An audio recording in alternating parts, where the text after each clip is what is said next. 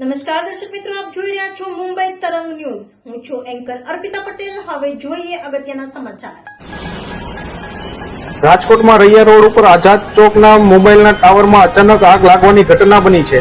જ્યારે fire બ્રિગેડની team આગને કાબૂમાં લેવા ઘટના સ્થળે પહોંચી ગઈ હતી. પીજીવીસીએલની લાઇન ચાલુ હોવાથી આગને બુઝાવવામાં મુશ્કેલી ઊભી થઈ હતી. મોબાઈલ ટાવરમાં દૂર સુધી આ આગ બુઝાવવાના દ્રશ્યો ઘટના સ્થળે જોઈ શકાય છે. જે આશરે 1.5 કલાક પછી આ આગને કાબૂમાં લેવાઈ હતી. જ્યારે રસ્તા ઉપર ભારે ટ્રાફિક સર્જાતા લોકોને મુશ્કેલીનો સામનો કરવો પડ્યો હતો. રિપોર્ટર શ્યામ વિરડિયા, મુંબઈ તરંગ, રાજકોટ.